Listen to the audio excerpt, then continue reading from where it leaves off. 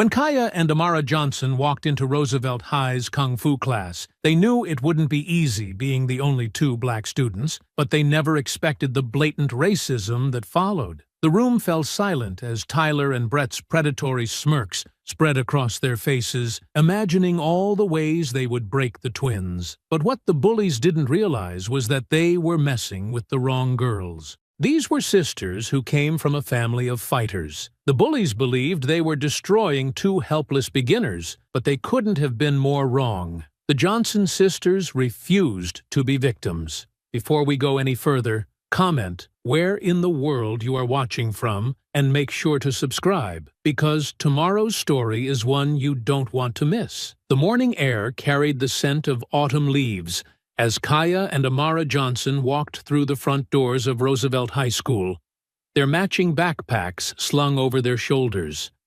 The brick building loomed before them, its windows catching the early sunlight like watchful eyes. "You sure about this?" Amara asked, adjusting the strap on her bag as students streamed past them in the hallway. Her voice held that careful tone she used when she was thinking 3 steps ahead. "We talked about this already," Kaya replied, her chin lifted with determination. "We're not going to spend another year being invisible. Besides, martial arts will be good for us." The hallway stretched before them, lined with metal lockers that clanged shut as students grabbed books for first period. Groups clustered around certain lockers, the athletes near the trophy case, the theater kids by the auditorium entrance, the honor students closer to the main office. Everything had its place. Everyone knew their spot. The twins had learned to navigate these invisible boundaries over their 2 years at Roosevelt. But today felt different. Today, they were stepping into new territory. "Look, there's the sign-up sheet." Amara pointed toward a bulletin board near the gymnasium entrance where a small crowd had gathered. They made their way through the morning rush, past conversations about weekend parties they weren't invited to, and college applications they were definitely working on. A few students glanced their way, some with curiosity, others with the practiced indifference that came with high school social survival. "Johnson twins, right?" A tall blonde girl from their chemistry class smiled as they approached the bulletin board. "You guys joining Kung Fu, too?" "That's the plan," Kaya said, taking the pen someone handed her. "Cool. I heard Mr. Peterson's really good. He used to compete professionally or something." The girl gathered her books. "See you guys there." Amara studied the schedule posted next to the sign-up sheet. Tuesdays and Thursdays, 3:30 to 5. We can catch the late bus home. Perfect. Kaya finished writing their names in careful block letters. "Darius is going to be so proud when we tell him we're finally learning real martial arts." The day passed in the usual blur of classes, cafeteria food, and homework assignments. By 3:20, the twins found themselves standing outside the multipurpose room, listening to the sounds of stretching and conversation filtering through the door. "Ready?" Kaya asked. Amara nodded, and they pushed through the door together. The room smelled like floor wax and old sweat. Mirrors lined one wall, and the windows on the opposite side let in slanted afternoon light. About 15 students were scattered across the blue mats, some stretching, others practicing basic forms they'd obviously learned in previous sessions. 2 white senior boys dominated the center of the room. The taller one had sandy brown hair and the kind of athletic build that came from multiple sports seasons. His friend was stockier, with close-cropped hair and arms that suggested he spent serious time in the weight room. The conversations in the room seemed to pause as the twins entered. Not silence exactly, but a shift in energy that made the air feel heavier. "Well, look what we have here," the tall one said, his voice carrying across the room with theatrical surprise. He exchanged a glance with his stocky friend. "I'm Tyler Richardson. This is Brett Morrison." "Kaya and Amara Johnson," Kaya replied, keeping her voice steady. Tyler's smile was sharp around the edges. "Johnson sisters. Interesting. You know, we don't usually get your type in Kung Fu class. Brett stepped closer, arms crossed. Yeah, I thought you people were more into basketball or track. You know, natural athletics. We're here to learn martial arts, Amara said quietly, her voice carefully controlled. Martial arts, Tyler repeated slowly, like he was savoring the words. That's rich. What's next? Gonna tell us you're into classical music too? Before either twin could respond, Mr. Peterson emerged from a small office adjacent to the main room. He was average height with graying hair and the kind of muscular frame that spoke of years of dedicated training. Richardson, Morrison, new students I see, he said, glancing at the twins. We ready to begin? Yes, sir, Tyler said, his demeanor shifting slightly, but his eyes never leaving the twins. Just getting acquainted with our new classmates. Good. Everyone line up for warm-ups. New students, try to keep up. As they moved into formation, Tyler positioned himself directly in front of Kaya. Hope you don't get your hair all messed up, he said, just loud enough for her to hear. I know how important that is to your people. Brett snickered from his spot next to Tyler. Maybe they should have joined Step Team instead. More their speed. The other students either looked away uncomfortably or pretended not to hear, focusing intently on their stretching routines. During jumping jacks, Tyler's timing was just off enough that he kept bumping into Kaya's space. Sorry, he said each time with mock sincerity. Not used to sharing the mat with newcomers. When they moved into basic forms practice, Brett made sure to position himself where his movements would interfere with Amara's. Oops, my bad, he said, after stepping on her foot. You're just so hard to see back there. Mr. Peterson demonstrated a series of blocking techniques, moving through the rows to offer individual corrections. He spent several minutes with Tyler and Brett, praising their form and suggesting minor adjustments. When he reached the twins, he barely paused. Try to focus more, was all he said before moving on. As class ended and students began filing out, Tyler made sure to walk close behind the twins. See you Thursday, girls. Try not to get lost finding the room again. Brett's parting shot was delivered with a grin. Yeah, and maybe consider tying your hair back next time. This isn't the hood. Walking to the late bus, both twins were quiet until they were safely seated. Well, that was fun, Kaya said, her voice tight with controlled anger. They're not going to make this easy, Amara replied, staring out the window. Good. I wasn't expecting easy. As their bus pulled away from Roosevelt High, neither twin noticed Tyler and Brett watching from the school's front steps, their conversation animated and their laughter carrying on the afternoon air. The real education was about to begin. The harassment started small, the way poison spreads through water, barely noticeable at first, then impossible to ignore. Thursday morning, Kaya found her locker decorated with a printed photo of a gorilla taped to the metal door. No signature, no note, just the image staring back at her as students walked past, pretending not to see. Animals, she muttered, ripping it down and shoving it into her backpack. Amara appeared at her side. What happened? Nothing new. Kaya slammed her locker shut harder than necessary. Just Tyler and Brett being themselves.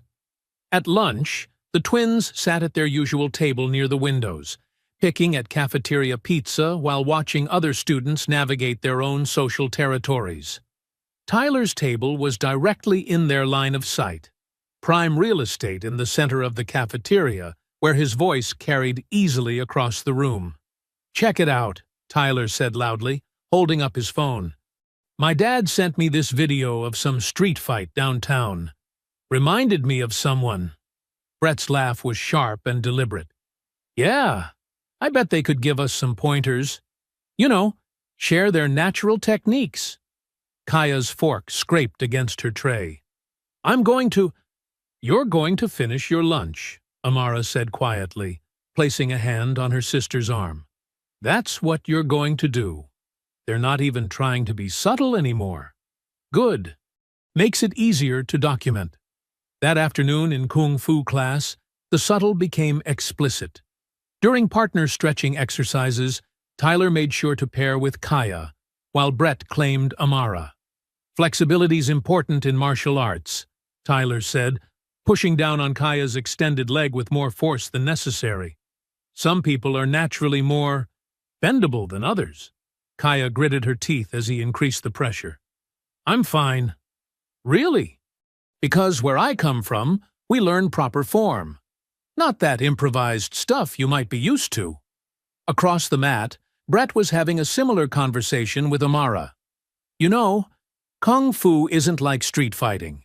It requires discipline, control, not just swinging wild and hoping something connects. I understand the difference, Amara replied evenly. Do you, though? Because this is about technique, not just being aggressive. It's an art form. When they switched to basic striking drills, Mr. Peterson paired them up for light contact practice. Control is key, he announced to the class.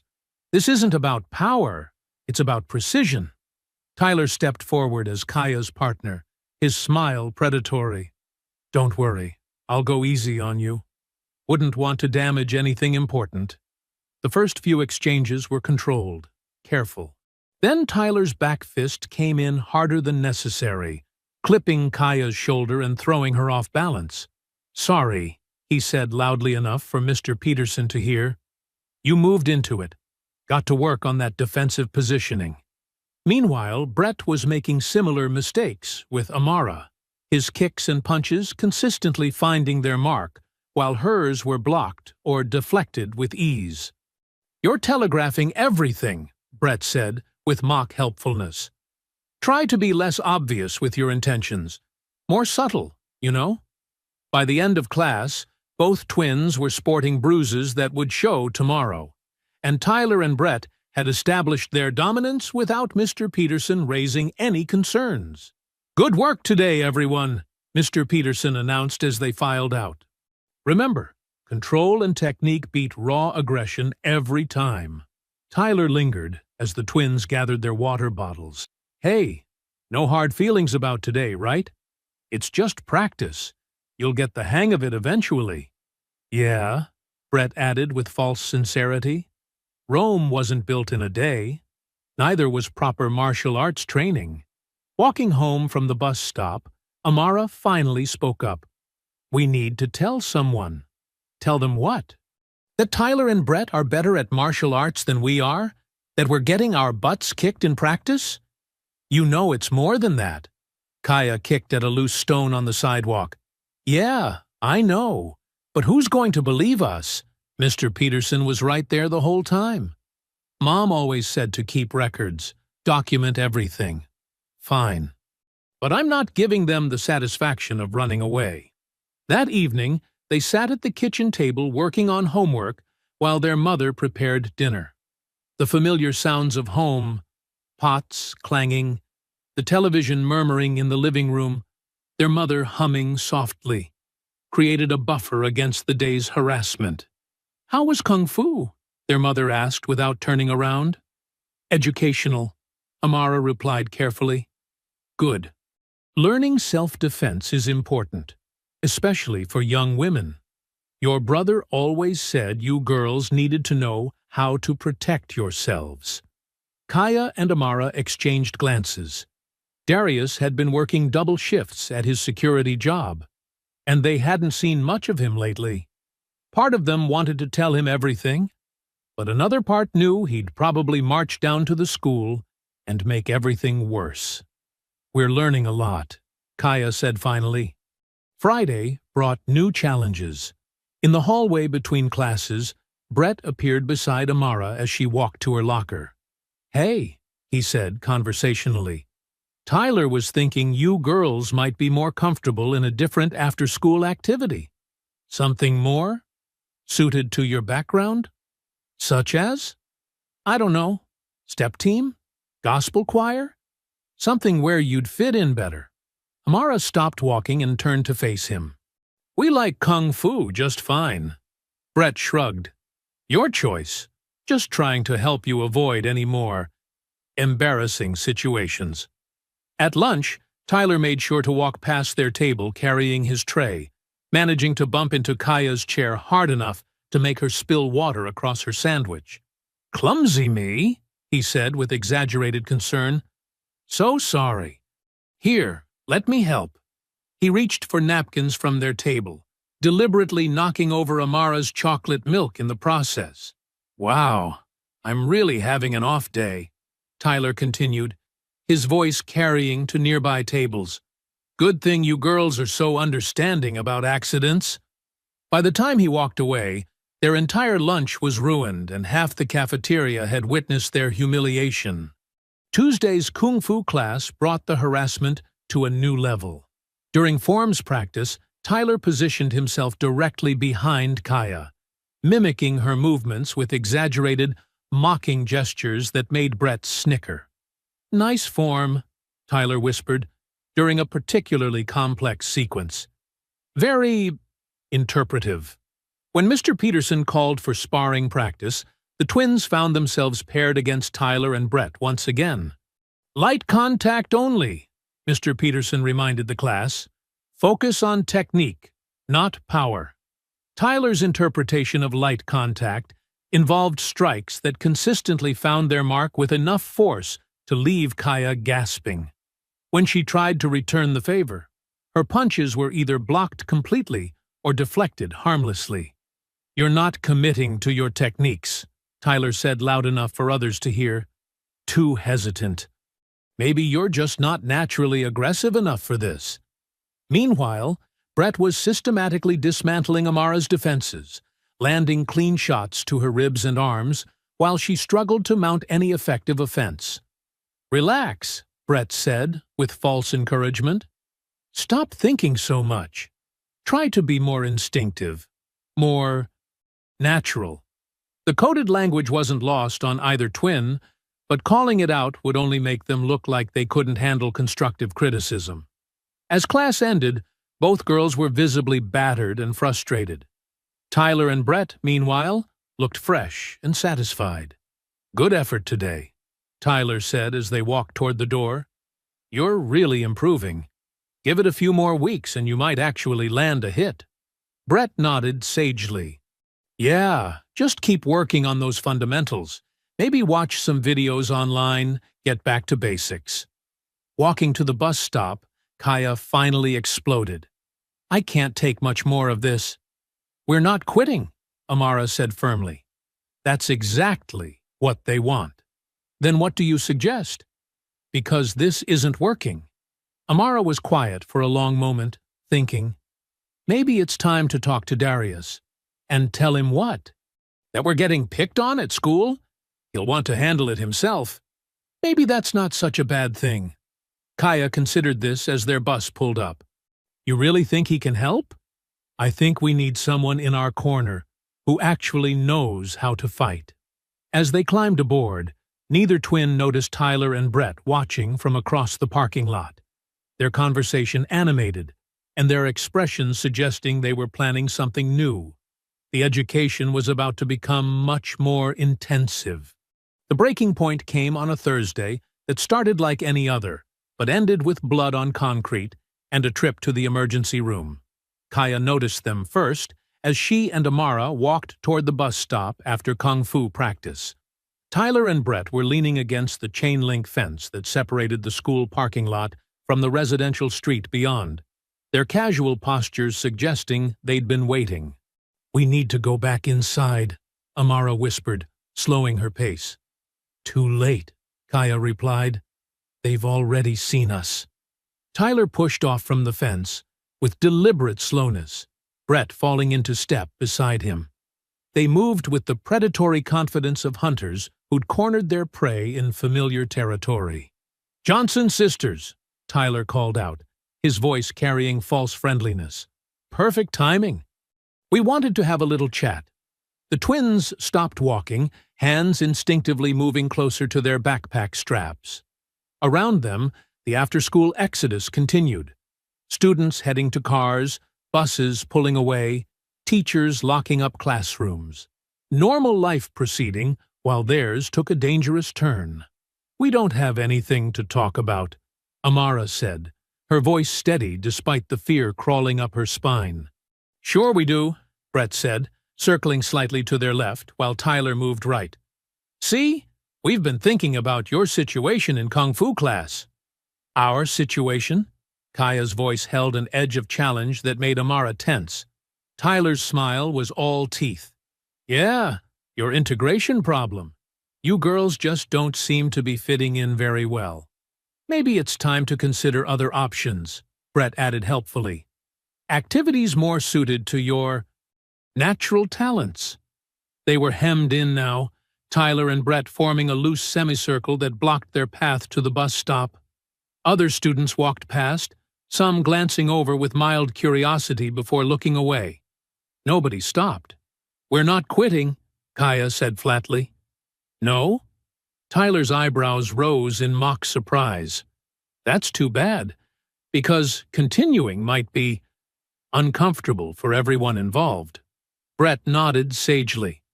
"Yeah, accidents happen in martial arts, especially when people don't know their place." The threat hung in the air like smoke, obvious but deniable. Amara felt her heart rate accelerate as she calculated distances to safety. The school's main entrance was 50 yards away, but it might as well have been 50 miles. "What do you want?" she asked quietly. "Want?" Tyler laughed, the sound harsh in the afternoon air. "We want you to understand reality. This is our school, our club, our territory. You don't belong here.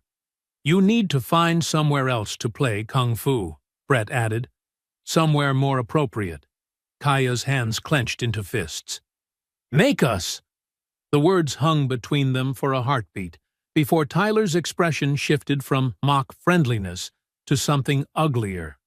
"Make you!" He stepped closer, close enough that she could smell his cologne mixed with sweat from practice. "Careful what you ask for." "Kaya," Amara warned, but her sister was past listening. "Yeah, make us," Kaya repeated, louder now. "You've been talking tough for weeks. Let's see what you're actually made of." Tyler's backhanded slap came without warning, the sound sharp as a gunshot in the parking lot. Kaya stumbled backward, hand flying to her cheek as her eyes watered from the impact. "Tyler!" Brett hissed, glancing around nervously. "Not here!" But Tyler was past caring about witnesses. "You want to see what I'm made of? Fine." He grabbed Kaya by the front of her shirt and shoved her hard against the fence. The chain link rattled as she hit it, her backpack sliding off her shoulder to the ground. Amara moved without thinking, stepping forward to help her sister. Brett caught her arm and twisted it behind her back, in a move they'd practiced in class. "Easy," he said in her ear. "Don't make this worse than it has to be." Tyler's face was inches from Kaya's now, his voice low and venomous. "You think you're tough? You think you can come into our space and run your mouth?" "Let go of me," Kaya gasped, trying to push him away. Instead, he tightened his grip and drove his knee into her stomach. She doubled over, gasping for air as pain exploded through her midsection. "Tyler, stop!" Brett said urgently, still holding Amara's arm twisted behind her back. "Someone's going to see." But Tyler was beyond reason. Months of barely controlled racism finally finding an outlet. He grabbed Kaya's hair and yanked her head back up. "You need to learn some respect," he snarled. "Maybe this will help." His fist connected with her ribs, and Kaya cried out as something gave way with a wet crack.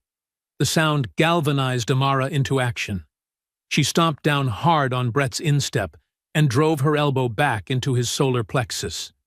He released her with a grunt of pain, and she spun around to face him. "Stay away from my sister," she said, but Brett was already recovering, his face twisted with anger. "You want to play too?" He grabbed her by the shoulders and threw her sideways into a parked car. She hit the passenger door hard, her hip connecting with the side mirror as she slumped to the ground. Tyler released Kaya, who collapsed against the fence, holding her ribs and breathing shallowly. "There's your lesson," he said, straightening his shirt. "Hope it sticks." Brett kicked Amara's backpack, sending her books scattering across the asphalt. "Next time, mind your own business." They walked away casually, as if nothing had happened, disappearing around the corner of the school building. The twins were left alone in the parking lot, both hurt and shaken. Amara pulled herself upright, using the car's bumper, her hips screaming in protest. "Kaya, you okay?" "Can't breathe, right?" Kaya wheezed, still pressed against the fence. "Something's wrong." Amara limped over to her sister, noting the way Kaya held her left side and the shallow, pained quality of her breathing. "We need to get you to a hospital." "No hospital. Can't afford it." "Kaya, you might have broken ribs. That's serious." They helped each other gather their scattered belongings, moving slowly and carefully. Each step sent fresh waves of pain through their battered bodies, but they managed to make it to the bus stop, just as the late bus arrived. The ride home was a blur of pain and whispered conversations. Other passengers glanced at them occasionally. Two obviously injured girls huddled together in a back seat, but nobody asked questions. Their mother was still at work when they got home, which was both a blessing and a curse. They didn't have to explain their injuries immediately, but they also didn't have an adult to help them decide what to do next. "Ice," Amara said, collapsing onto the living room couch. "Get ice for your ribs." Kaya shuffled to the kitchen, moving like an old woman. When she returned with 2 bags of frozen peas, her face was pale and drawn. "This is bad," she said, settling carefully beside her sister. "Really bad." "I know." They sat in silence for a while, processing what had happened. The ice helped with the immediate pain, but it couldn't touch the deeper hurt. The knowledge that they'd been beaten simply for existing in a space someone else claimed as their own. "We have to tell Darius," Amara said finally. "He'll kill them." "Maybe they deserve it." Kaya considered this, pressing the frozen peas more firmly against her ribs. "You think he'll help us?" "I think he'll teach us to make sure this never happens again." When their mother came home 2 hours later, she found them still on the couch, bruised and battered, but determined. The conversation that followed was difficult. Tears, anger, threats to call the police, demands to know why they hadn't reported the harassment earlier. But eventually, she made the call they'd been hoping for. "Darius, you need to come over. Now, your sisters have something to tell you." Darius arrived 20 minutes after their mother's call, his security uniform still crisp despite the end of a long shift. The sight of his sisters, Kaya hunched over with ice pressed to her ribs, Amara's hip already purpling with bruises, transformed his face into something their mother recognized from years past. "Who did this?" His voice was quiet, controlled, but underneath ran a current of barely contained fury. "2 boys from school," their mother said, before either twin could speak. "Tyler and Brett. They've been harassing the girls for weeks." Darius knelt beside the couch, his trained eye cataloging their injuries with professional efficiency. "How bad are the ribs?" "Hurts to breathe deep," Kaya admitted. "But I can move okay. We need to get you checked out. Could be fractures." "Already talked to them about that," their mother interjected. "They refused, said we can't afford the emergency room bills." Darius was quiet for a long moment, his jaw working as he processed this information. Finally, he looked up at his mother. "Call Marcus. Tell him I need to borrow his car. We're going to the urgent care clinic on 5th Street. They take payment plans." "Darius," Amara started. "No arguments. You don't mess around with rib injuries." He stood, pacing to the window and back. "But first, I need to know everything. Start from the beginning." The next hour was painful in ways that had nothing to do with their physical injuries. The twins recounted weeks of harassment, racist comments disguised as friendly advice, the systematic campaign to drive them out of Kung Fu class. They told him about the monkey picture on Kaya's locker, the accidental spills at lunch, the increasingly violent sparring sessions where Tyler and Brett used their size and experience to inflict punishment. Darius listened without interruption, his expression growing darker with each detail. When they finished, he was quiet for several minutes. "Why didn't you call the police?" their mother asked finally.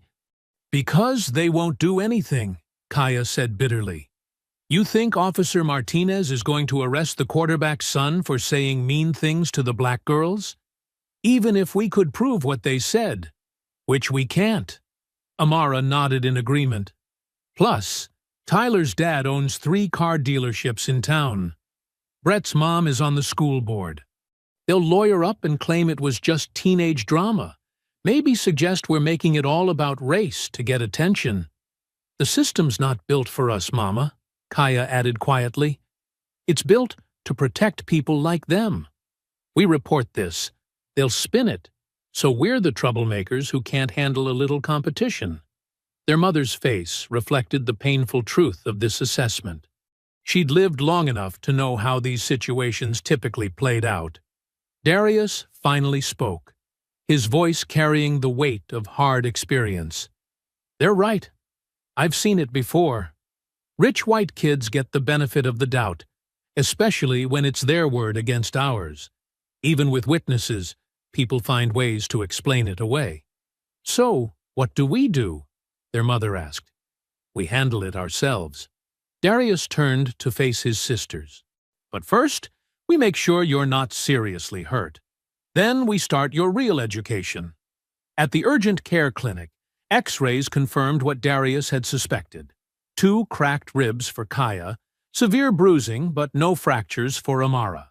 The doctor, a tired-looking woman in her 50s, asked the standard questions about how the injuries occurred. "Martial arts accident," Darius said smoothly. "Sparring practice got a little intense." The doctor looked skeptical, but didn't press. She'd seen enough domestic violence cases to recognize the signs, but she also knew when families had their stories straight. Meanwhile, back at Roosevelt High, Tyler and Brett were dealing with their own aftermath.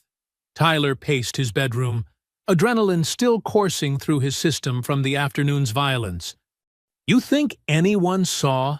Brett asked, sprawled across Tyler's desk chair. "Doesn't matter. Who's going to believe them over us?" Tyler's confidence was returning as the immediate rush of violence faded. Besides, they had it coming, walking around like they owned the place. Brett nodded, but something in his expression suggested he wasn't entirely comfortable with how far things had escalated. "Maybe we should cool it for a while. Let things settle down." "Cool it?" Tyler stopped pacing, his voice sharp with disbelief. "They need to learn their lesson. This is just the beginning. I'm just saying, if someone reports what?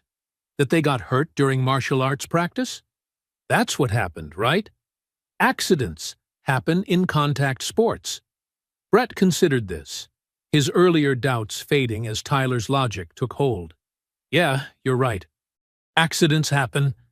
Back at the Johnson house, Darius was having a very different conversation with his sisters. They sat around the kitchen table, the urgency of the hospital visit replaced by the more complex task of planning their response.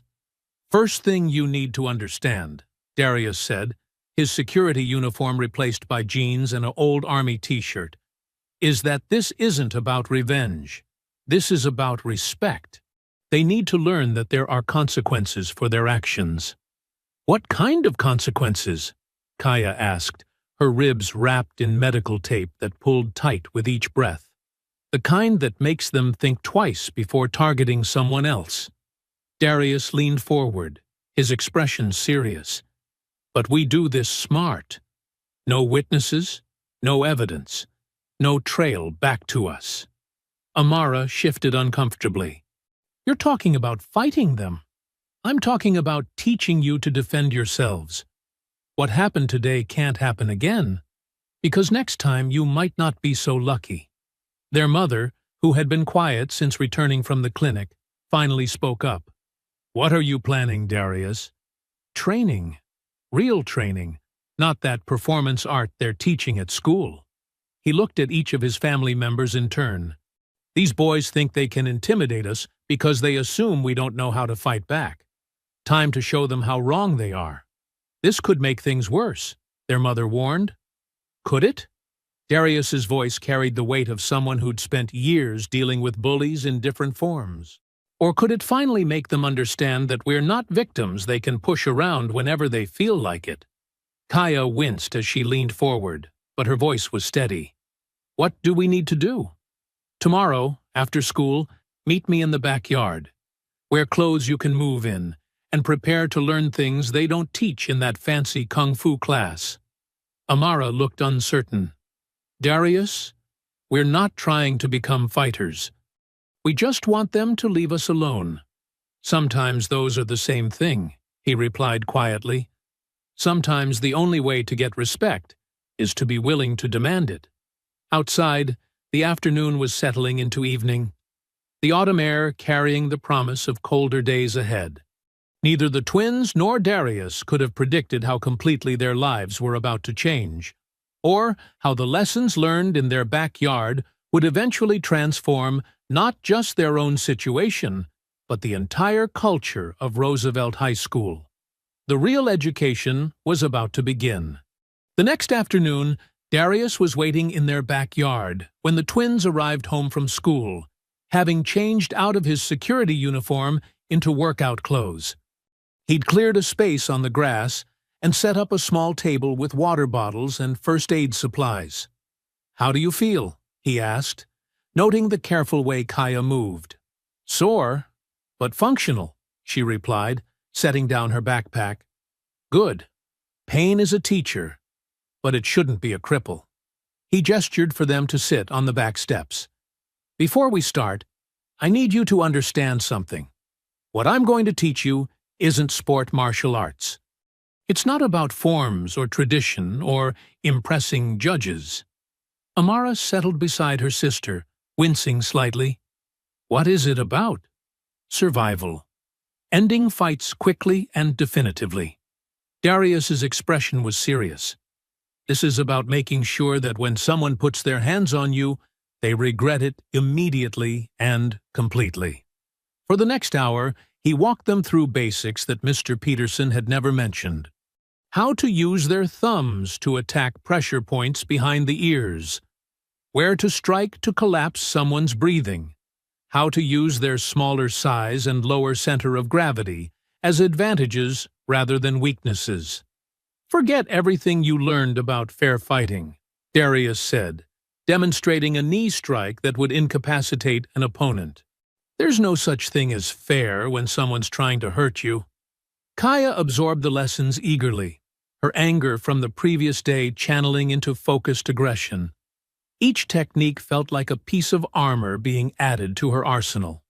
"Remember, you're not trying to win a tournament," Darius explained as he showed them how to break free from various grabs.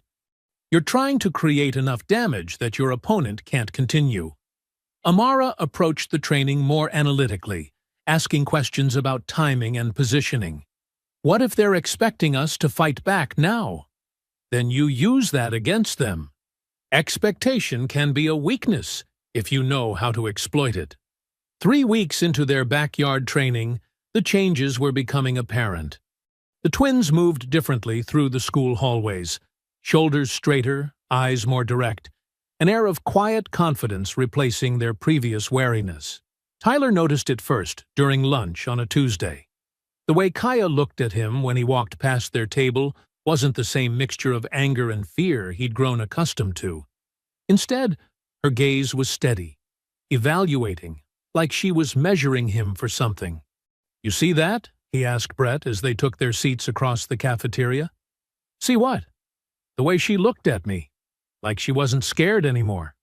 Brett glanced over at the twins' table, where both girls were eating lunch and talking quietly. "So? Maybe they're finally getting the message. Or maybe they're planning something." This possibility hadn't occurred to Brett, and he found it unsettling. Like what? They're not going to report us. Too much time has passed, and they're not stupid enough to try anything physical. Tyler wasn't so sure. Something had shifted in the dynamic, and he couldn't put his finger on exactly what. Meanwhile, back in the twins' training sessions, Darius was pushing them harder. "Speed and surprise are your best weapons," he said, holding pads for them to strike. "Tyler and Brett are stronger, but they're also overconfident. They think they know what to expect from you." Kaya's punches were getting sharper, more focused. "What if we hurt them seriously?" "What if they hurt you seriously?" Darius countered. "Because that's where this is heading. They proved they're willing to escalate to violence. You need to be ready to match that escalation and exceed it."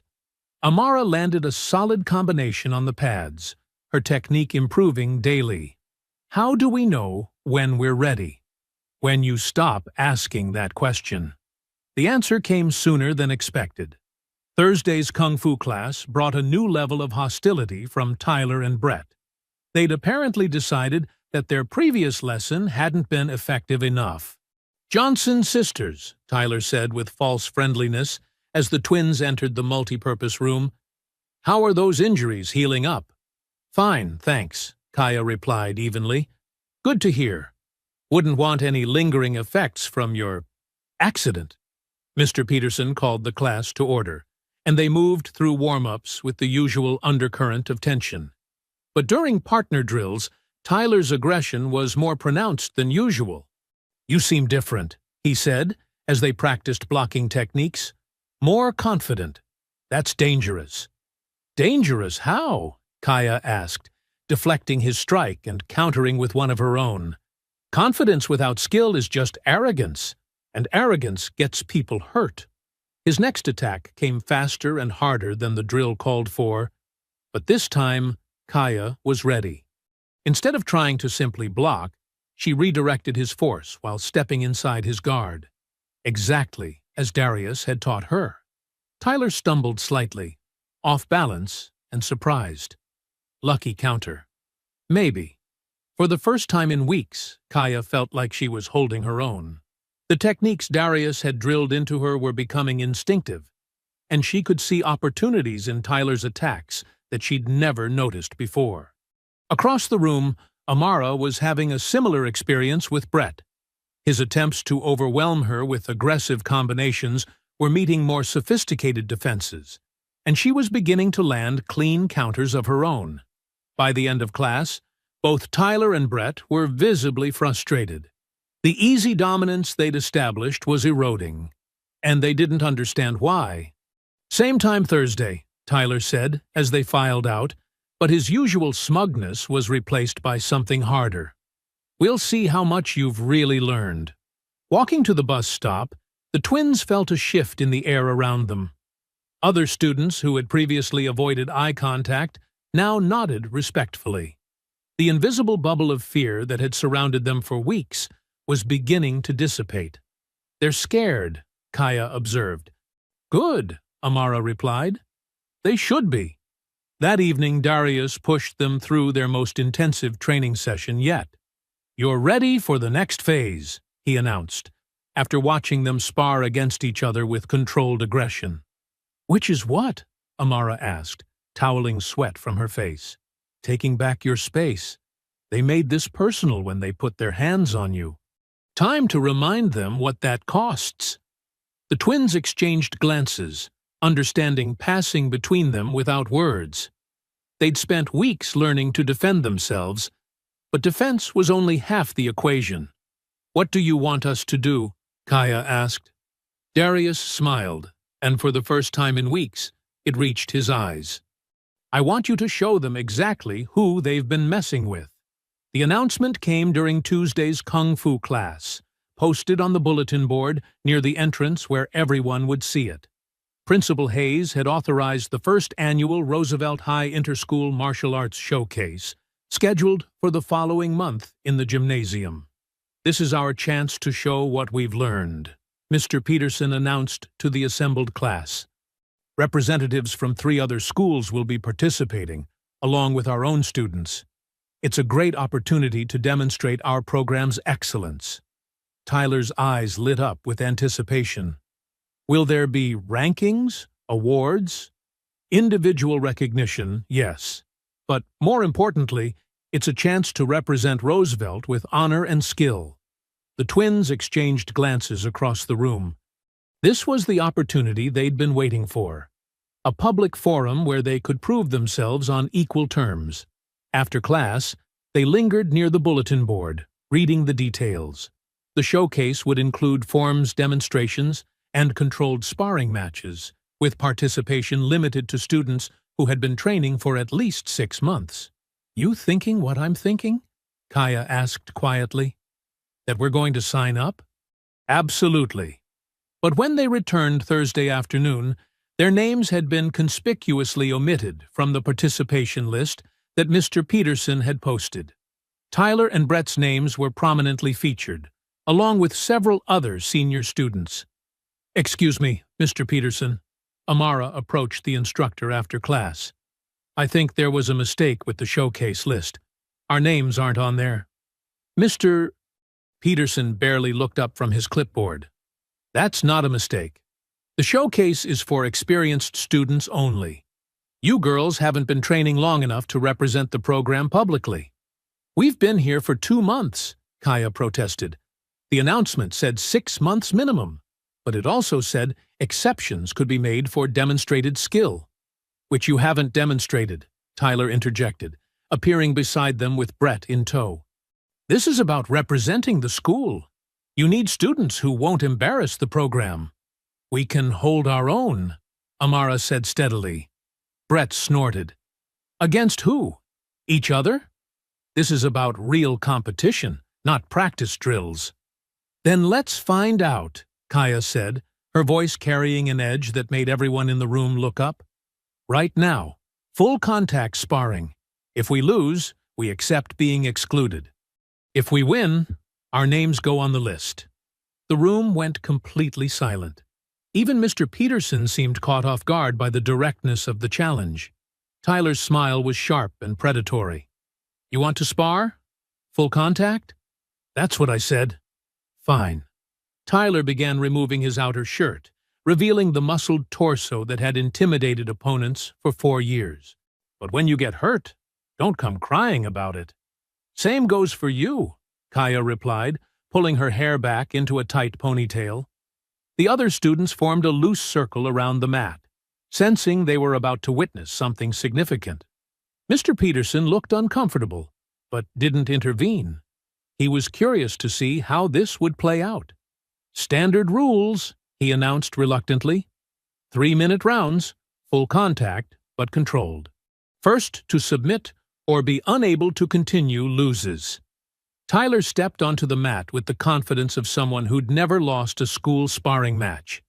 Kaya faced him across the center line, her stance lower and more balanced than he remembered. "Last chance to back down," Tyler said, rolling his shoulders. "I won't go easy on you this time." "Good," Kaya replied. "Neither will I." The fight began with Tyler's usual strategy. Aggressive forward pressure designed to overwhelm his opponent through superior size and strength. But instead of backing up as she had for weeks, Kaya moved laterally, using angles and timing to avoid his attacks while landing quick counters. Her first solid hit came 30 seconds in, a palm strike to his solar plexus that doubled him over and drew gasps from the watching students. Tyler recovered quickly, but his expression had shifted from confident to concerned. "Lucky shot," he wheezed, but his next combination was more cautious. Kaya used his hesitation to press her advantage, flowing between defense and offense, with a fluidity that had the room buzzing with excitement. When Tyler tried to grab her for a takedown, she used his momentum to throw him across the mat, with a technique that had everyone talking at once. "What was that?" someone called out.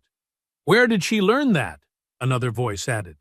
Tyler rolled to his feet, his face flushed with embarrassment and anger. "You've been holding back."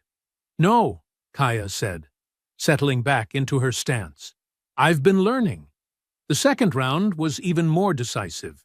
Tyler's frustration led to wilder, more desperate attacks that Kaya systematically countered and punished. By the time he submitted to a chokehold that had appeared out of nowhere, the room was buzzing with amazed conversation. "Holy crap! Did you see that? She destroyed him! Where did the Johnson twins learn to fight like that?" Meanwhile, on the adjacent mat, Amara was demonstrating her own evolution against Brett. Where Tyler had relied on aggression, Brett favored technical precision. But Amara matched his technique while adding unpredictable elements he couldn't counter. Her victory was quieter, but no less decisive. A submission hold that left Brett tapping frantically while the room erupted in excited chatter. Mr. Peterson stood in the center of both mats, looking stunned. That was impressive. Very impressive. The twins helped their defeated opponents to their feet with respectful bows, showing the kind of sportsmanship that made their victories even more meaningful to the watching students. "So," Kaya said, slightly out of breath but composed, "do our names go on the list?" Mr. Peterson looked around the room at the faces of students who had just witnessed something extraordinary. "I think that can be arranged." Tyler and Brett left the room without speaking, their humiliation complete and public. The other students crowded around the twins, asking questions about their training and techniques. "You've been practicing outside of class," Mr. Peterson observed, as the room began to empty. "Every day," Amara confirmed. "We take this seriously." "I can see that. Your brother teach you those moves?" The twins exchanged glances. "Our brother taught us that there's always more to learn." Walking to the bus stop, they were accompanied by several other students who wanted to continue discussing what they'd witnessed. For the first time since joining the program, the twins felt like they belonged. But 20 minutes later, in the school parking lot, Tyler was having a very different conversation with Brett. "This isn't over," Tyler said, his voice tight with suppressed rage. "They humiliated us in front of everyone. Maybe we should just let it go," Brett suggested, still nursing his bruised ego. "They won fair and square." "Won?" Tyler's voice rose. "That's only because it was a controlled environment. That wouldn't happen outside of the school." Brett looked uncertain. "What are you thinking?" "I'm thinking they need to learn that there are consequences for making us look like fools." "Tyler, maybe we should—" "Maybe we should what? Let them get away with it? Let everyone think they're better than us?" Tyler's face was flushed with anger and embarrassment. "No way!" As their bus pulled away from school, the twins were unaware of the conversation taking place in the parking lot. They were too busy planning their training for the showcase, unaware that their victory had just made their situation considerably more dangerous. The revenge came faster than anyone expected. Friday afternoon, as the twins walked through the nearly empty hallways after staying late to work on a chemistry project, they found Tyler and Brett waiting by their lockers. But this time, the boys weren't alone. They'd brought reinforcements in the form of 2 other seniors from the football team. "Johnson sisters," Tyler called out, his voice echoing in the deserted corridor. "Perfect timing." Kaya and Amara slowed their approach, immediately recognizing the setup. 4 against 2, in an isolated part of the school where teachers had already gone home for the weekend. "What do you want, Tyler?" Amara asked, her voice steady despite the adrenaline starting to surge through her system. "What do I want?" Tyler's laugh was harsh and bitter. "I want to finish what we started in the parking lot. Teach you girls your proper place." "We know our place," Kaya replied, setting down her backpack carefully. "Right here, same as everyone else." Brett stepped forward, flanked by the 2 football players, both bigger and broader than Tyler. "That's the problem right there. You think you belong where you don't. This school, this program, this whole world wasn't made for people like you." "People like us?" Amara's voice carried a dangerous edge. One of the football players, a massive senior with arms like tree trunks, grinned nastily. "You know exactly what he means. Time you learn to stay in your lane." Tyler's mask of false politeness finally dropped completely. "We tried to be nice about it, tried to give you hints, but you're too stupid to take them." "Maybe they need a more direct lesson," Brett added, cracking his knuckles. "Something that'll stick this time." 4 on 2, Kaya said, calculating distances and angles like Darius had taught her. "That seemed fair to you?" The second football player, stockier but just as intimidating, sneered. "Fair? Nothing fair about you people being here in the first place." Tyler stepped closer, his voice dropping to a menacing whisper. "This is what happens when you forget where you belong. When you embarrass us in front of everyone." The attack came without warning. Tyler lunged forward with a straight punch aimed at Kaya's face, while Brett moved to flank her from the left. Simultaneously, both football players charged at Amara, clearly intending to overwhelm her through pure size and aggression. But the twins had been preparing for exactly this scenario. Kaya slipped Tyler's punch by inches, feeling the wind from his fist as it passed her cheek. She grabbed his extended arm and used his momentum to throw him into the lockers with a crash that echoed through the hallway. Tyler hit the metal doors hard and slumped to the ground, momentarily stunned. Brett tried to capitalize on Kaya's engagement with Tyler by attacking from her blind side, but she'd been tracking his movement in her peripheral vision. As his fist came toward her ribs, she twisted away and drove her knee up into his solar plexus. Brett doubled over, gasping for air, and Kaya finished with an elbow strike to the back of his head that dropped him to his knees. Meanwhile, Amara faced the more challenging task of handling both football players simultaneously. The first one, the massive senior, tried to tackle her around the waist, using his superior size to overpower her. But Amara had learned to use an opponent's strength against them. She dropped her center of gravity and pivoted, letting his momentum carry him past her, while she drove her elbow into his ribs as he went by. The impact made him grunt in pain, but he was far from finished. He spun around and swung a haymaker that would have knocked Amara unconscious if it had connected. Instead, she ducked low and swept his legs, sending all 200 pounds of him crashing to the floor. The stockier football player saw his chance and moved in while Amara was focused on his teammate. He managed to grab her from behind in a bear hug, pinning her arms to her sides and lifting her off the ground. "Got you now," he grunted in her ear, squeezing tighter. But Darius had prepared them for this exact situation. Amara drove her head backward into his nose, feeling cartilage crunch against her skull. His grip loosened immediately, and she broke free by driving her elbows back into his ribs in rapid succession. Tyler was back on his feet now, wiping a trickle of blood from where his head had hit the locker. His face was twisted with rage and humiliation. "You think you're clever? Let's see how clever you are now." He came at Kaya with a more measured approach this time, using the martial arts techniques he'd learned in class. His combination was technically sound: jab, cross, hook. But Kaya had been sparring with Darius every afternoon for weeks. She slipped the first 2 punches and caught the hook on her forearm, then countered with a palm strike to his chest that sent him staggering backward. Brett was struggling to his feet, still winded from the knee to his solar plexus. "You're gonna pay for this," he wheezed, but his movements were slow and uncoordinated. Amara stepped toward him with fluid grace. "We already paid. For weeks, remember?" She feinted high, then swept low, taking Brett's legs out from under him.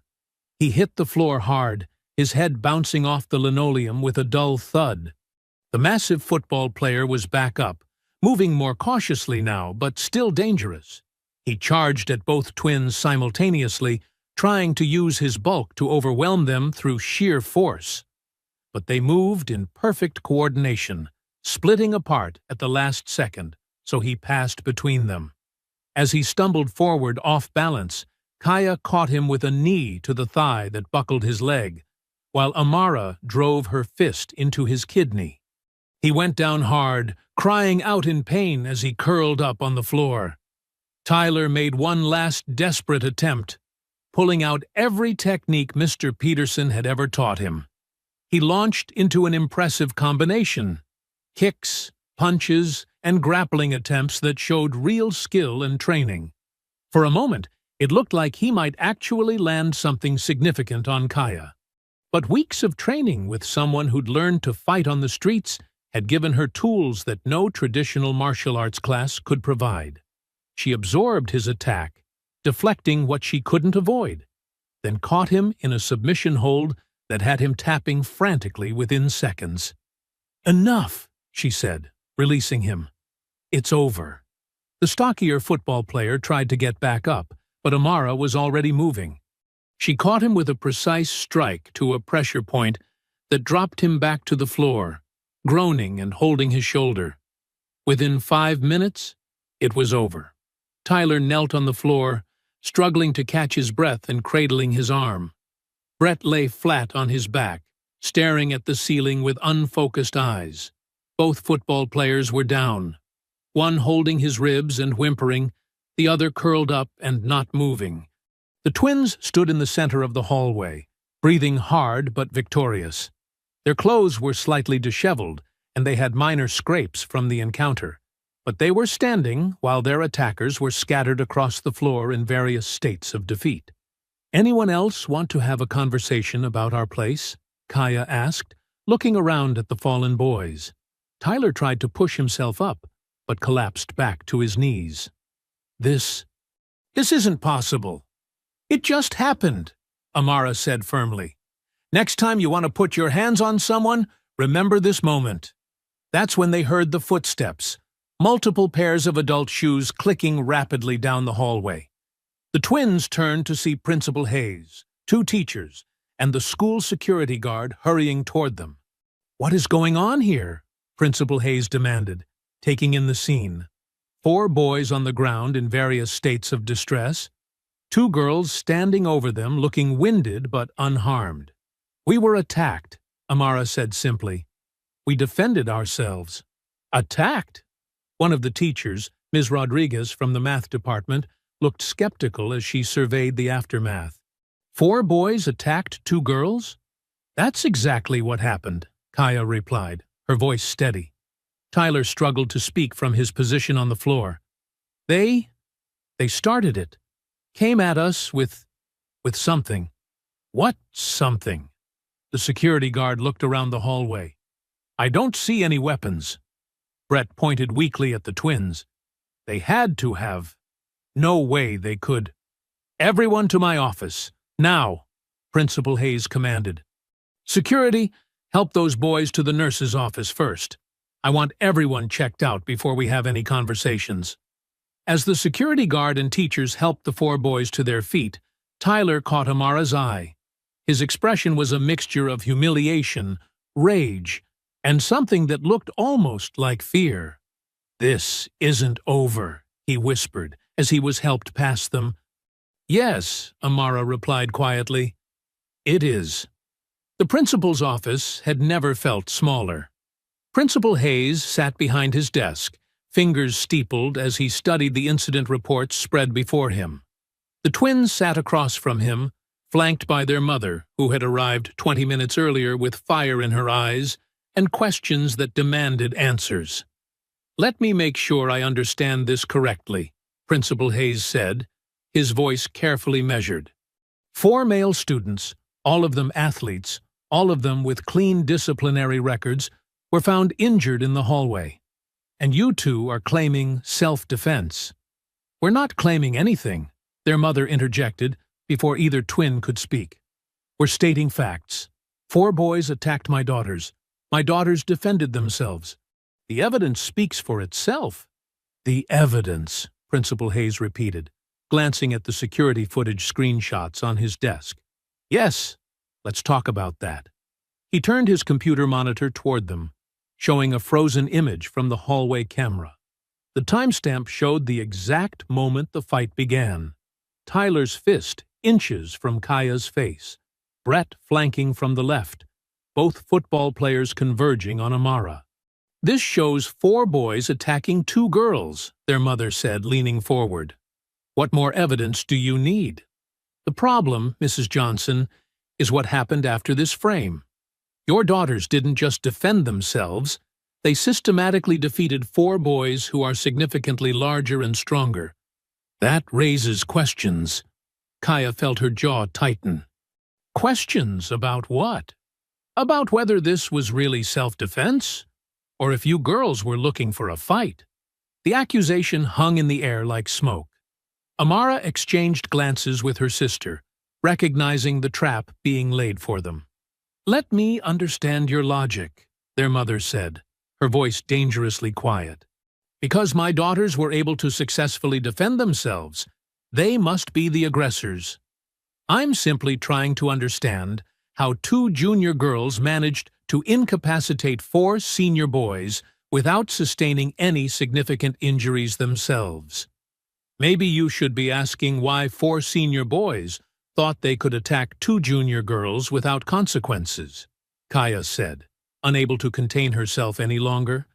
Principal Hayes's expression hardened. Miss Johnson, I'd be very careful about your tone right now. My tone?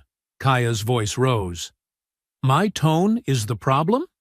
Not the racist harassment we've been reporting for weeks? Not the 4 boys who cornered us in an empty hallway? Racist harassment is a serious accusation. It's not an accusation, Amara exploded, standing up so quickly her chair scraped against the floor. It's documented fact. We filed reports. We told teachers. We did everything we were supposed to do, and nobody did anything. Their mother placed a restraining hand on Amara's arm, but her own voice was steel. My daughters have been systematically harassed by these boys since they joined the Kung Fu program. They've been called names, had their belongings destroyed, been physically intimidated in class while their instructor watched and did nothing. Those are serious allegations. They're not allegations. They're facts. And now that my daughters finally stood up for themselves, you want to punish them for being too effective at it? Meanwhile, across town, Tyler sat in his family's living room facing his own uncomfortable conversation. His father, a successful businessman who had built his reputation on controlling narratives, paced behind the leather couch with barely contained fury. 4 of you, his father said, his voice tight with disbelief. 4 of you couldn't handle 2 girls. Dad, you don't understand. I understand perfectly. You and your friends got your rear ends handed to you by a couple of girls, and now the whole school knows about it. Do you have any idea how this reflects on our family? Tyler's mother sat in her usual chair, perfectly dressed and perfectly mortified. The Richardson name has never been associated with this kind of embarrassment. It wasn't supposed to happen like this, Tyler said weakly. They were supposed to back down. Well, they didn't, did they? His father stopped pacing and fixed his son with a stare that could freeze water.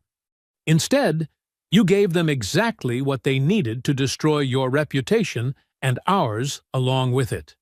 Back at school, the story was spreading like wildfire through social media and text messages.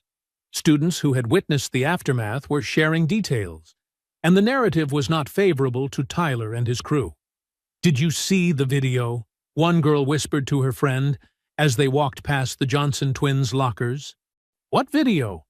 Someone got footage of them walking out after the fight. Tyler and those football players could barely stand up, but the Johnson girls looked fine. No way. I'm telling you, they destroyed them. Completely destroyed them. The buzz in the hallways had shifted dramatically. Students who had previously avoided the twins now nodded respectfully when they passed. The invisible barrier of fear that had surrounded Tyler and Brett for years was crumbling, and everyone could sense it. In the principal's office, the conversation had reached a crucial juncture.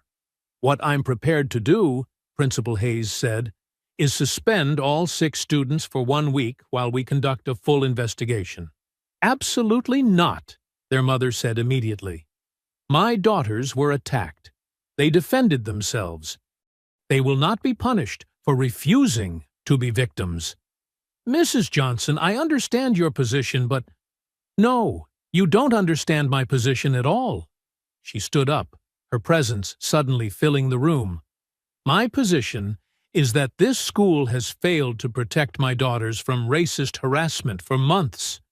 Now that they've protected themselves, you want to punish them for it. That's not happening. Principal Hayes shifted uncomfortably.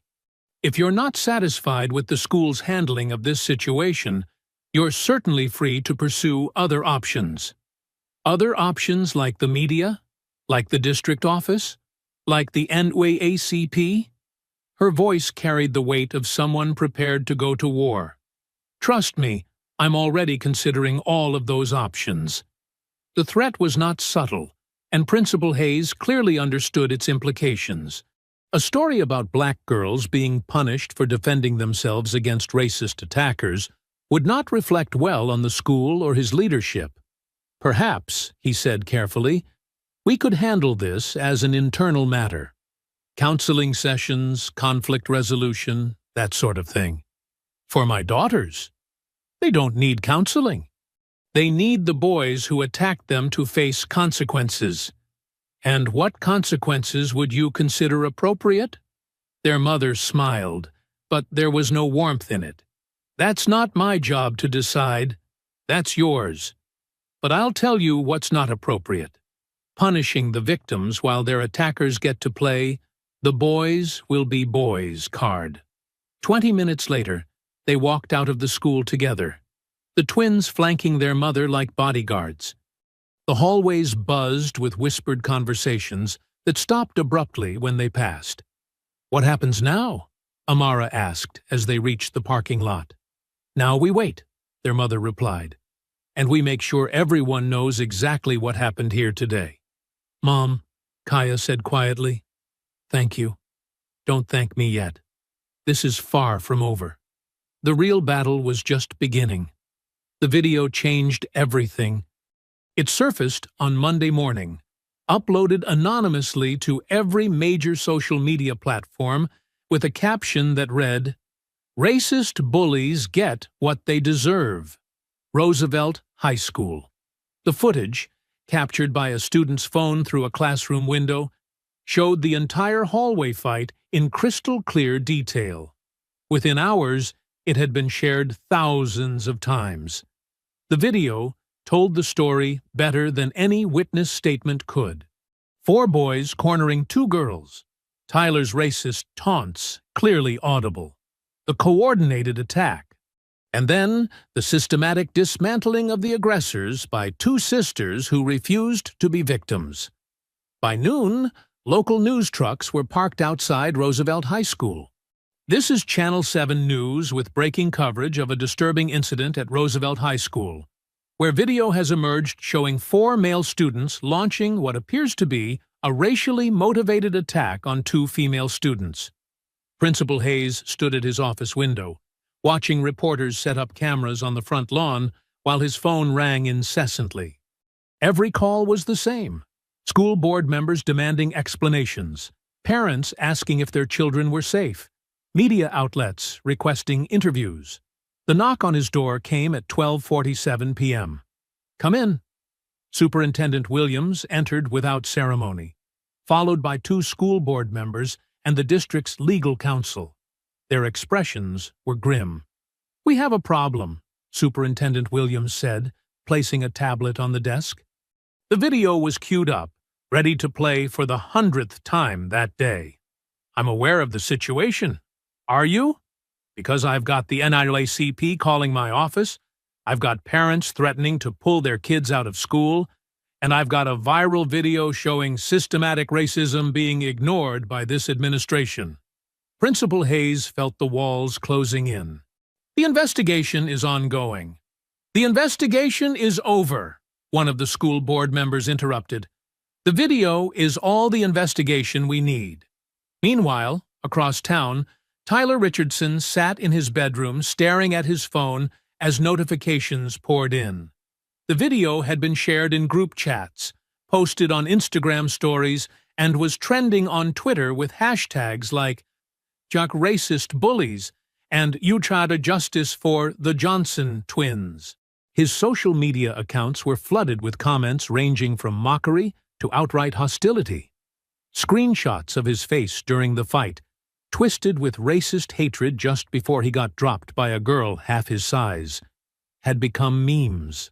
The doorbell rang downstairs, followed by his father's voice raised in anger. Through his window, Tyler could see news vans lining their usually quiet street.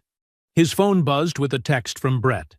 "My dad says we're transferring schools. This is insane." But transferring wouldn't help. The video was everywhere now. College recruiters who had been interested in Tyler's athletic abilities were quietly removing him from their lists. The private school his parents were considering had already indicated he wouldn't be welcome. At the Johnson house, the atmosphere was dramatically different. The twins sat at their kitchen table, fielding calls from reporters, civil rights organizations, and martial arts academies who wanted to offer them scholarships. "Channel 4 wants to do an interview tomorrow," their mother announced, hanging up the phone. "The local NAACP chapter wants to honor you girls at their next meeting." "This feels surreal," Amara said, scrolling through messages of support on her phone. "It's justice," Kaya replied firmly. Finally, Darius arrived as the evening news began, bringing takeout dinner and wearing the biggest smile they'd seen from him in months. "You see this?" He gestured at the television, where their story was the lead segment. "The whole country's talking about you two." The news anchor's voice filled the room. The video, which appears to show a racially motivated attack, has sparked outrage across social media. The 4 male students involved have been identified, and sources tell us they may face both disciplinary action and potential criminal charges. Criminal charges? Amara looked surprised. Their mother nodded grimly. "The district attorney's office called this afternoon. They're considering assault charges against all 4 boys. Apparently, the video makes their intent pretty clear." On screen, the news was interviewing Dr. Sarah Chen, a local civil rights attorney. "What we see in this video is not a schoolyard fight. This is a coordinated attack by 4 individuals who targeted these young women specifically because of their race. The language used, the planning involved, the 4-against-2 dynamic, this has all the hallmarks of a hate crime." The story cut to interviews with other Roosevelt students, faces obscured but voices clear. Everyone knew Tyler and Brett were racist. They made comments all the time, but teachers never did anything. The Johnson twins are really nice. They didn't deserve what happened to them. I'm glad someone finally stood up to those bullies. Tuesday morning brought more developments. Principal Hayes was placed on administrative leave pending a full investigation. Mr. Peterson was fired outright after additional videos surfaced showing him ignoring racist behavior in his kung fu classes. The 4 boys involved in the attack were expelled and faced a comprehensive legal battle that would follow them for years. Tyler's college prospects evaporated overnight. Brett's family business faced a boycott campaign that forced his father to close 2 locations. The football players lost their scholarships and their positions on the team, but the consequences went deeper than individual punishments. Roosevelt High School was forced to implement comprehensive anti-racism training for all staff. The district hired a full-time diversity coordinator. A new reporting system was established for harassment complaints, with external oversight to ensure they were properly investigated. Most importantly, the culture of silence that had protected bullies like Tyler and Brett was shattered. Students who had witnessed racism but stayed quiet began speaking up. Teachers who had ignored discriminatory behavior found themselves held accountable. The twins returned to school the following Monday as heroes. Students they'd never spoken to stopped them in the hallways to offer support. Teachers who had previously overlooked them went out of their way to be encouraging. The Kung Fu program was restructured under new leadership, with an emphasis on respect, discipline, and anti-bullying. The twins were offered leadership positions, which they accepted with the understanding that they would help create the inclusive environment they'd always wanted. "You know what the best part is?" Kaya said, as they walked through the hallways that had once felt hostile. "What? We didn't just defend ourselves. We changed everything." Amara smiled, watching younger students walk with confidence they'd never shown before. Darius was right. Sometimes the only way to get respect is to demand it. The video that had started as evidence of an attack had become something much more powerful. Proof that standing up to injustice, even when the odds are against you, can transform not just your own life, but an entire community. Justice had been served, and it had been served by two sisters who refused to be victims. 6 months later, the Jefferson Community Center buzzed with activity every Saturday morning. 23 young black girls, ranging in age from 12 to 17, filled the multi-purpose room as Kaya and Amara Johnson led them through self-defense drills that would have seemed impossible just a year ago. "Remember, it's not about being the strongest person in the room," Amara called out, watching as her students practiced the pressure point techniques Darius had taught her. "It's about being the smartest. And the most prepared," Kaya added, demonstrating a defensive counter that sent her sparring partner, a college volunteer, stumbling backward with a surprised laugh. The Sisters Stand Strong program had grown beyond anything the twins had imagined when they first pitched the idea to the community center director. What started as a simple self-defense class had evolved into a comprehensive empowerment program that included martial arts training, conflict resolution, academic tutoring, and mentorship. "Miss Kaya, can you show us that move again?" asked Destiny, a 14-year-old whose confidence had transformed over the past 4 months. When she'd first arrived, she could barely make eye contact. Now she stood tall, her voice clear and strong. "The one where you redirect their energy?" "Sure." Kaya positioned herself as her volunteer partner approached with a mock attack. In one fluid motion, she used his momentum to send him stumbling past her while placing herself in perfect position for a counterstrike. "See how I didn't try to match his strength? I used his own force against him." The girls nodded, immediately pairing off to practice the technique themselves. The room filled with the sounds of instruction, encouragement, and occasional laughter, as someone executed a move particularly well. Darius watched from the corner, arms crossed and wearing the proud smile that had become his permanent expression during these Saturday sessions. "You two have come a long way," he said as the twins took a water break. "We had a good teacher," Amara replied, wiping sweat from her forehead. "The teacher just showed you the techniques. You two did the real work, turning pain into purpose." Meanwhile, across the state, Tyler Richardson sat in his new bedroom in a town where nobody knew his name or his story. His family had relocated after the video made staying impossible, but the internet followed everywhere. College prospects had evaporated. Former friends had cut contact.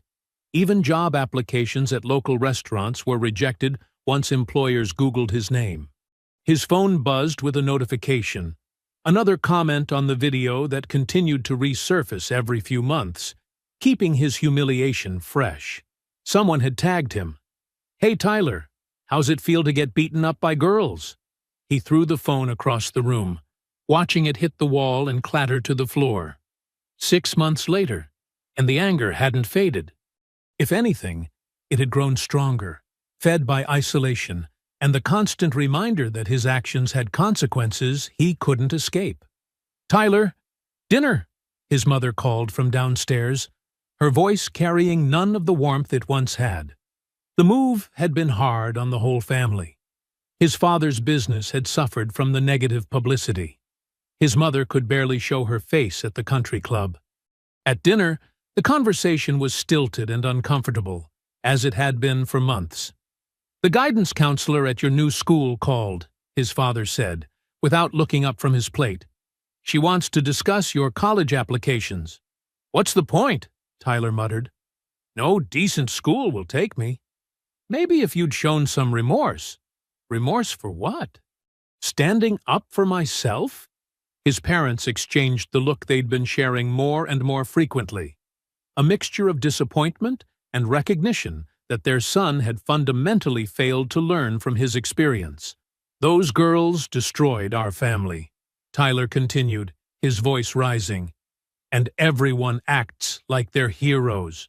Those girls defended themselves, his mother said quietly. You attacked them, Tyler. 4 against 2. What did you expect would happen? I expected them to know their place. The words hung in the air like poison, and his parents finally understood that their son hadn't learned anything at all. The video had cost him his future, but it hadn't changed his heart. Back at the community center, the twins were unaware of Tyler's continued bitterness. They were focused on building something positive from their experience. All right, everyone circle up, Amara called as the formal training session ended. Time for reflections. This had become their weekly tradition, each participant sharing something they'd learned, accomplished, or overcome since the previous session. I used the confidence breathing technique before my presentation in English class, shared Maya, a quiet sophomore. I didn't let my voice shake, even when some kids tried to interrupt me. I reported a teacher who made a racist comment, added Jasmine, a senior who'd joined the program after seeing the viral video. The principal actually listened this time because I documented everything like you taught us. The stories continued around the circle. Small victories and major breakthroughs, moments of courage that rippled out into families, schools, and neighborhoods. Brett Morrison, meanwhile, was serving his court-ordered community service at a food bank in another district. The work was humbling, sorting donations, cleaning floors, serving meals to people his family had always ignored. Unlike Tyler, the experience was slowly changing him. You're doing better, said Ms. Williams, the volunteer coordinator who supervised his service. When you first started, you acted like this was beneath you. Brett nodded, continuing to stock shelves with canned goods. I guess I'm learning some things. About what? He paused, considering his words carefully. About how my actions affected people. About how I treated people who didn't deserve it. It wasn't a complete transformation. Brett still carried resentment about how his life had changed. But unlike Tyler, he was beginning to understand that his consequences were earned, not inflicted by vindictive enemies. As the community center session ended and participants began filtering out with their families, the twins stayed behind to clean up and prepare for the following week. You know what I realized today? Kaya said, stacking practice mats in the storage closet. What's that? Some people never learn. Tyler's probably still angry, still blaming us for his problems. You think about him often? Sometimes. Not with anger anymore, just pity, I guess. He had a chance to grow from this, but he chose bitterness instead. That's his choice to make. We chose differently. Their mother approached, carrying a folder full of paperwork. The Community Center Board approved our proposal for the expanded program. Starting in the fall, we'll have 3 sessions a week and funding for transportation so girls from across the city can participate. Seriously? Amara's face lit up with excitement. Seriously? They said, what you two have built here is exactly what the community needs. As they locked up the community center and walked to their car, the twins reflected on how completely their lives had changed. They were no longer the invisible girls trying to navigate a hostile environment. They were leaders, mentors, and symbols of what was possible when you refused to accept injustice. Tyler and Brett made their choices, Amara said as they drove home. Tyler chose to stay angry and bitter. Brett's at least trying to change. But either way, that's not our responsibility anymore. No, it's not. We have more important things to focus on. That evening, as they reviewed applications from girls wanting to join the program, the twins felt the deep satisfaction that comes from turning personal pain into community healing. They had faced their demons and won, but more importantly, they had created a path for others to do the same. Somewhere across the state, Tyler Richardson stared at his ceiling, consumed by a bitterness that would likely follow him for years. But his ongoing anger was no longer their burden to carry. The scared girls who had walked into that kung fu class months ago were gone forever, replaced by confident young women who understood that true strength comes not from the ability to fight, but from the courage to stand up for what's right, and the wisdom to choose growth over grudges. Their story had become bigger than just their own survival. It had become a blueprint for resistance, resilience, and the power of choosing your own path forward, regardless of what others choose for themselves. I hope you enjoyed that story. Please like the video and subscribe so that you do not miss out on the next one. In the meantime, I have handpicked 2 stories for you that I think you will enjoy. Have a great day.